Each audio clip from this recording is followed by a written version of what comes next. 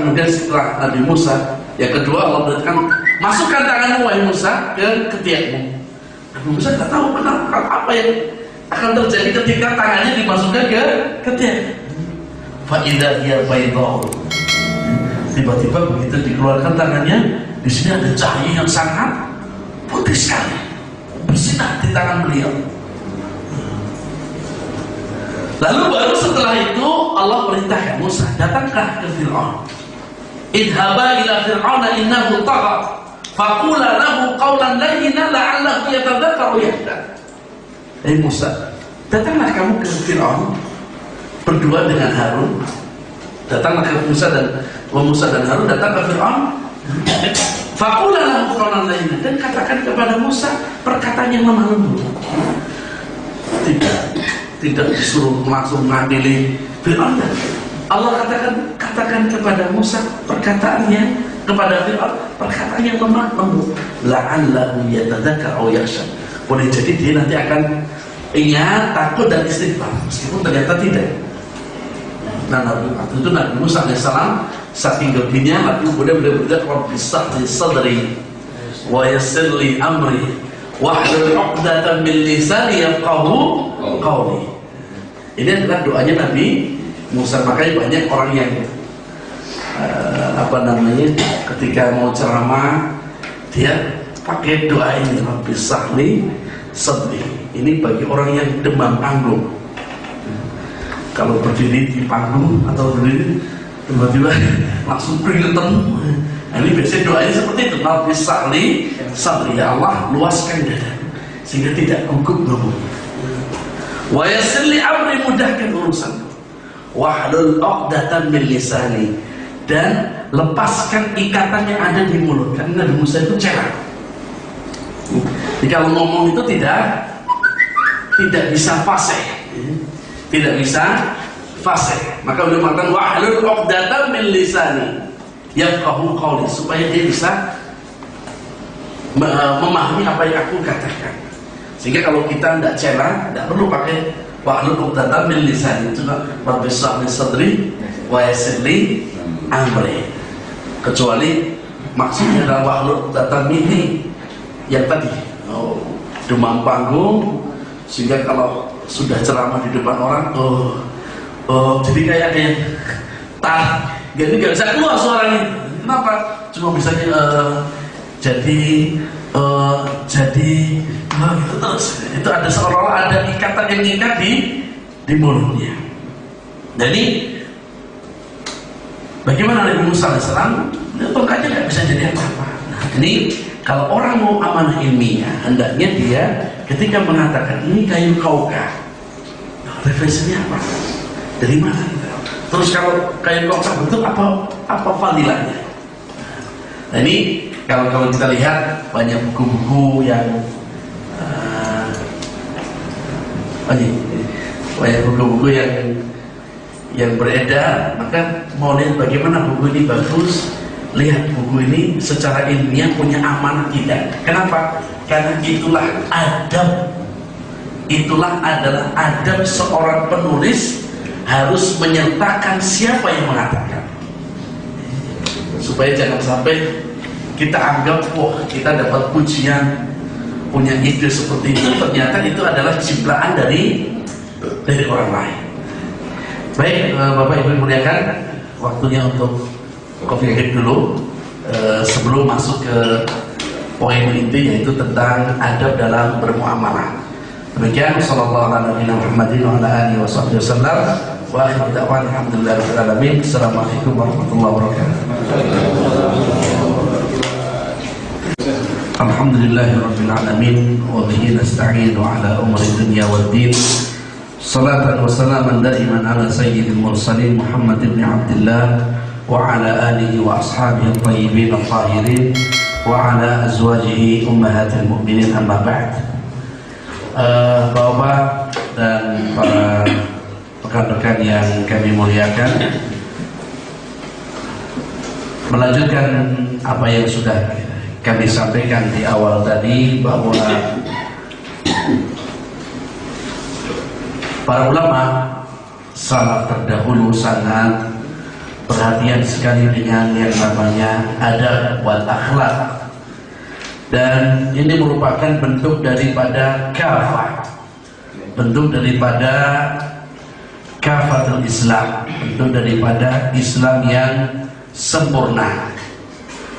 Jangan sampai orang hanya Islam ketika di dalam masjid, tetapi ketika dia bermuamalah, ketika dia berbisnis, ketika dia berinteraksi dengan orang lain, hilanglah Islamnya.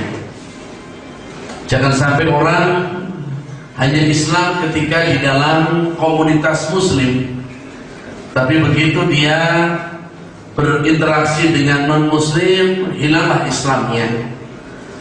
Sedangkan kita tahu bahwa Rasulullah SAW ketika di Madinah, beliau juga berinteraksi dengan 3 kelompok: Muslim, munafik, dan orang Yahudi.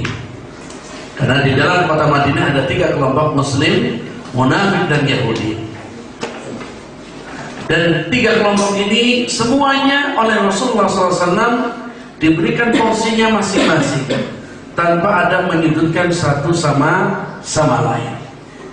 Inilah yang membuat kemudian Rasulullah SAW dalam kurun waktu 10 tahun, dalam waktu 10 tahun sejak beliau hijrah ke kota Madinah, 10 tahun beliau bisa menguasai negara, beliau bisa menguasai dunia. Dari apa? Tentu tidak dari kekuatan, bukan dari senjata, bukan dari apa-apa, tapi adanya keimanan dan akhlak-akhlak serta adab-adab yang beliau munculkan di hadapan musuh-musuhnya. Sehingga Islam bisa tersebar. Kenapa? Karena Rasulullah SAW sebagaimana dikatakan dalam firman Allah, innama bu'ithu liutammima makarimal akhlaq. Innama bu'ithu, sekali lagi tadi sudah kami sebutkan bagaimana hukum membaca jika ada kalimat yang diawali dengan huruf innama. Innama bu'ithu, sesungguhnya kami ini diutus, artinya Nabi Muhammad diutus, hanyalah. Innama bu'ithu, karena ada innama maka harus ada kata-kata hanyalah. Innama bu'ithu, sesungguhnya aku ini diutus hanyalah liutammima makarimal akhlaq, untuk menyempurnakan akhlak-akhlak. Maka Rasulullah SAW beliau mengatakan, sebaik-baik kalian adalah sebaik orang yang paling baik akhlaknya, dan orang yang paling dekat surganya dengan Nabi adalah orang yang paling baik akhlaknya. Dan sebaik-baik akhlak adalah akhlak yang terdapat pada diri Rasulullah. Maka beliau mengatakan, khairun nas anfa'uhum linnas, sebaik-baik manusia yang bisa bermanfaat untuk orang lain. Ini dalam kapasitas kita sekarang di pesantren Property Plus, mudah-mudahan tujuan adalah untuk manfaat orang lain. Bagaimana diri kita bisa berbuat untuk orang lain, baik itu sisi dunia ataupun akhirat. Karena ini pesantren ini mungkin hanya pesantren properti saya baru dengar satu ini se-Indonesia, mungkin sedunia belum ada pesantren model seperti ini. Apalagi ada pembahasan tentang etika dalam bermuamalah. Biasanya orang muamalah ya sekedar muamalah saja. Padahal muamalah di zaman Imam Malik ketika di Madinah, ketika ada penjual di pasar ditanya, coba saya tes kamu, riba ada berapa bagian? Kalau nggak paham, belajar dulu baru dagang. Belajar dulu ke Mesir, kalau sudah paham boleh dagang. Kenapa? Karena boleh jadi orang tidak tahu tentang etika di dalam berdagang, ternyata dia masuk pada perkara yang diharamkan. Dia tidak paham, akhirnya apa? Dia masuk pada perkara yang diharamkan dan dia tidak merasa dia telah melakukan kesalahan. Maka bab ini diletakkan di awal ini sangat penting. Kenapa? Inilah yang akan menjadikan keberhasilan dunia dan akhirat. Mungkin orang akan berhasil dunianya, properti maju itu berhasil mungkin. Tapi apakah dia bisa bermanfaat orang lain? Nah, ini harus lebih dari segi akhlaknya. Dari segi akhlaknya, bagaimana dia akhlak dia terhadap gurunya. Mungkin jangan lupa setelah sukses propertinya, pesantrennya dilupakan. Mungkin kan ini kan kelas pertama, mungkin ada adik kelas berikutnya, kita tidak boleh lupa. Ini sudah sukses di Sumatera, sukses di Kalimantan, sukses di ini, tidak pernah mengunjungi pesantren lagi. Kenapa? Ini ada istilah dalam kacang lupa kulitnya. Jadi Bapak Ibu yang dimuliakan, inti dari pelajaran tadi adalah tentang bagaimana para ulama mendahulukan akhlak daripada ilmu, dan begitu pentingnya akhlak daripada ilmu tersebut. Mungkin, mohon maaf, kita sendiri tidak mungkin pencapaian ilmunya tidak begitu banyak, tapi begitu akhlaknya ini masuk ke dalam tubuh kita, justru mungkin itulah keberhasilan yang nyata. Karena mohon maaf, orang berhasil dalam berdagang itu mungkin bukan dari segi pandainya dia bernegosiasi, tapi mungkin sopan santunnya, tata keramanya. Justru orangnya sopan sekali ya, dia nggak sombong ya, dia omongannya baik ya, orang akan simpati. Mungkin akan seperti itu. Mungkin dari segi mungkin dia bikin gambar tidak terlalu bagus, tapi mungkin orang sudah saya perbaiki seperti itu. Jadi keberhasilan tidak semata-mata dari uang. Maka yang pertama, jika akhlak kita sebagai pengusaha, akhlak sebagai bisnis kita sudah mantap, insya Allah kedepannya apapun yang menjadi rezeki kita, karena kita tahu rezeki itu datangnya dari langit, dari Allah. Jadi tidak perlu kita mencari rezeki dengan menyingkirkan teman kita, tidak perlu. Kenapa? Rezeki kita sudah jadi tidak perlu kita harus menyingkirkan teman kita, harus menjelek-jelekan teman kita. Kenapa? Karena semua sudah ada rezekinya masing-masing. Nah, inilah adab-adab di dalam berbisnis, etika dalam berbisnis. Kemudian akhlak apa? Akhlak seperti apa akhlak pebisnis? Apa akhlak seorang pebisnis? Ketika saya bertanya tentang akhlakul karimah, mungkin ada yang bisa berikan definisinya. Apa yang disebut dengan akhlakul karimah? Ada yang bisa? Akhlakul karimah apa yang mulia seperti yang dicontohkan oleh Rasulullah SAW. Akhlak yang mulia. Baik, bagus. Ada yang lain yang lebih spesifik lagi? Kalau berakhlaklah akhlak yang baik, akhlak mulia, akhlak karimah. Tapi apa bentuk konteksnya apa? Akhlak karimah. Ada yang bisa? Terpuji ya. Terpuji ini masih amanah. Amanah itu bagian dari contoh. Tapi kita ingin definisi. Apa definisi akhlak karimah, akhlak terpuji? Jujur bagian contoh. Akhlak yang menjunjung tinggi kehormatan muslim dan sesama manusia, sehingga tidak melanggar hak fisik, hak kehormatan dan hak benda. Baik, semua masuk, karena itu adalah min daruratul Islam. Jadi Islam itu menjunjung tinggi nyawa, harta, kehormatan. Itu adalah daruratul Islam. Jadi Islam itu sangat mementingkan 3 hal. Pokoknya jika 3 hal ini diambil tanpa hak, berarti hukumnya haram. Nyawa, harta, kehormatan. Ini 3 asas yang tidak boleh dihilangkan oleh seseorang. Baik, ada memang sulit untuk menerjemahkan akhlak. Ada sebuah perkataan dari Fadilatul Syekh Muhammad bin Shalih Al-Utsaimin rahimahullah ketika beliau mengatakan apa definisi daripada akhlak. Beliau mengatakan akhlakul karimah, akhlak yang terpuji itu akhlak yang tidak akan keluar dari 3 hal. Akhlak terpuji adalah akhlak yang tidak akan keluar dari 3 hal. Nanti tadi contoh sabar, amanah itu akan masuk ke 3 ini. Pokoknya akhlak apa yang terpuji tidak akan keluar dari 3 hal. Yang pertama, badlun nada, senang untuk memberikan kepada orang lain. Rasa senang, sikap senang memberikan kepada orang lain, itu namanya akhlakul karimah. Dimanapun juga yang namanya orang itu kalau diberi mesti senang.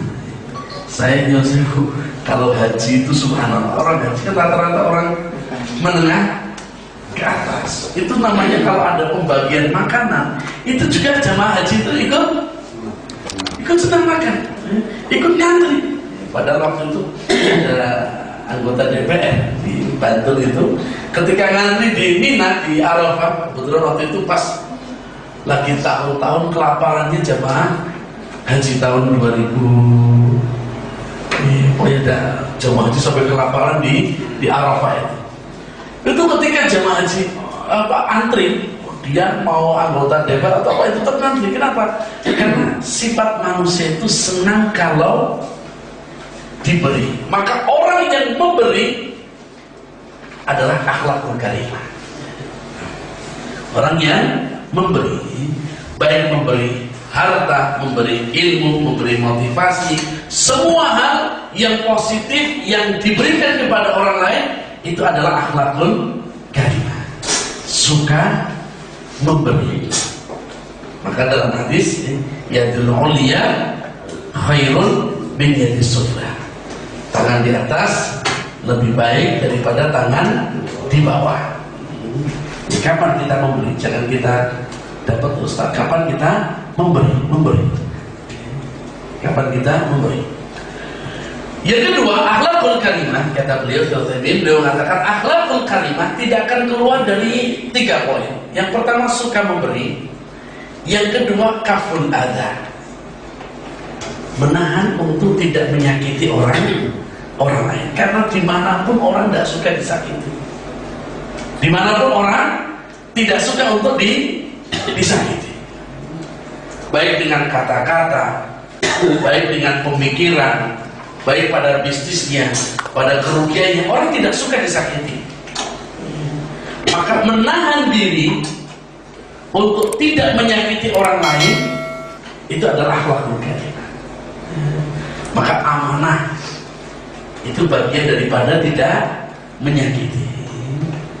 Sabar itu bagian daripada tidak menyakiti. Maka semua contoh akhlak yang baik itu tidak akan keluar dari 3 poin. Pertama, suka memberi. Kedua, tidak menyakiti. Dan yang ketiga adalah as-sabru 'alal adza, sabar kalau disakiti. Sabar kalau disakiti. Kenapa? Dalam berbisnis tentu tidak akan mulus kita berjalan. Kadang-kadang ada rekan kita yang tidak amanah kepada kita. Kita tersakiti. Kadang-kadang ada perlakuan dari mungkin saingan kita berbuat tidak baik kepada kita. Pasti ada. Pasti kita tersakiti. Tapi akhlakul karimah tidak membalas dengan perbuatan yang tidak baik. Maka as-sabru 'alal adza, sabar atas perilaku orang lain yang menyakiti kita, itu bagian daripada akhlakul karimah. Jadi akhlakul karimah sekali lagi ada 3 poin sebagaimana disebutkan oleh Taimiyah dalam kitab Syarah Arba'in An-Nawawi. Beliau menjelaskan Akhlakul karimah itu akhlak yang tidak keluar dari 3 poin. Suka memberi, kemudian tidak berusaha tidak menyakiti, dan dia bersabar ketika ada orang yang menyakiti. Ini adalah akhlakul karimah. Maka bisa kita terapkan dalam bisnis, misalkan memberi, suka memberi. Kadang-kadang informasi saja kita beli. Misalkan ada, misalkan ini ada tanah murah. Apa susahnya memberikan informasi kepada rekan kita? Cuma beri informasi. Oh, kita juga pas kebetulan nggak bisa, tidak punya keinginan untuk membeli. Tapi berilah pada orang lain. Berilah kepada orang lain. Baik itu informasi, baik itu berupa harta, baik itu berupa support dan lain sebagainya. Suka memberi adalah akhlak karimah. Kemudian tidak berusaha tidak menyakiti.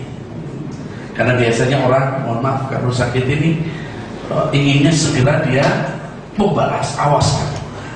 Nah ini tidak. Kita tidak menyakiti orang lain, dan yang ketiga kita bersabar ketika disakiti. Nah ini adab dan akhlak di dalam kita bermuamalah. Jika itu sudah diterapkan, adab kita sebelum menuntut ilmu sudah kita terapkan, kemudian akhlak kita dalam bermuamalah kita terapkan betul. 3 hal tadi dalam konsep tadi di dalam diri kita, di dalam mungkin grup kita, atau di luar secara umum, maka ini akan menjadi kesatuan yang luar biasa.